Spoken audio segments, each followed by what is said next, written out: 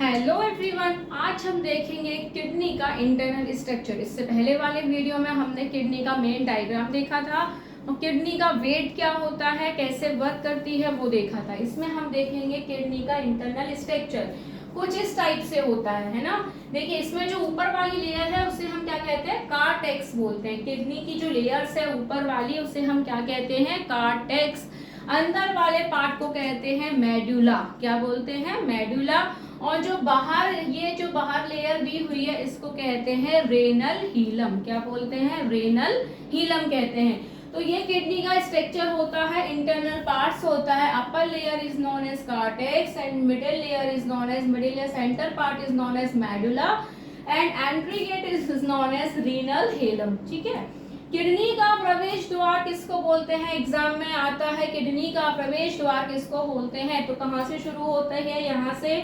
तो इसे क्या बोलेंगे, रीनल हीलम बोलते हैं। क्या बोलते हैं, रीनल हीलम।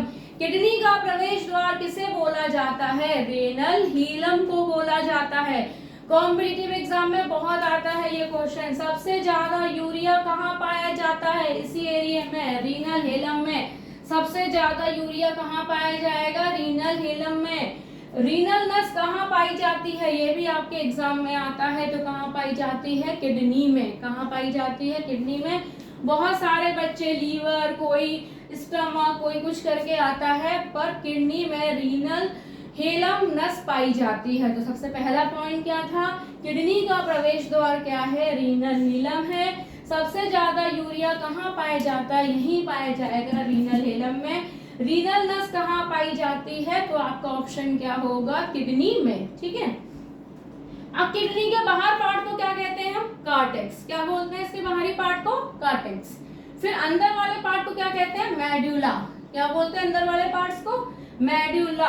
किडनी में सबसे ज्यादा अमोनिया पाया जाता है। क्या पाया जाता है, अमोनिया पाया जाता है।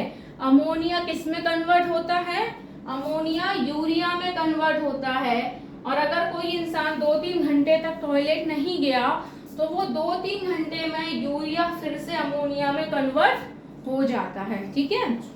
फिर अगर कोई भी व्यक्ति जहर खा ले तो सबसे पहले किस ऑर्गन को पता लगेगा, यहाँ भी बच्चे गलत करके आते हैं। अगर कोई इंसान जहर खा रहे तो सबसे पहले जहर कौन निष्क्रिय करेगा, तो वो तो किडनी करती है। निष्क्रिय का काम तो किडनी करती है, लेकिन सबसे पहले लिवर को पता चलेगा कि इसने जहर खाया है और उसका सबसे पहले लिवर काम करना बंद कर देगा। तो ऐसा पार्ट जिसको पता चल जाए कि इसने जहर खाया है, वो किस अंग को पता लगता है, वो अंग का नाम है लीवर। और लीवर खराब हो जाता है अगर हम ज्यादा दारू शराब का सेवन भी करते हैं। तो सबसे पहले किडनी तो बाद में खराब होगी, है ना। सबसे पहले क्या खराब होगा, उसका लिवर खराब हो जाएगा। फिर एसिड बेस को कौन कंट्रोल करता है, वो भी कौन करता है, किडनी करती है।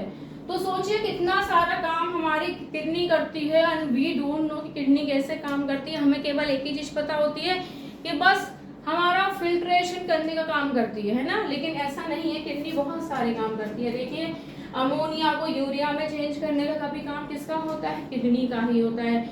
और ब्लड का ब्लड को छानता कौन है, किडनी ही छानती है।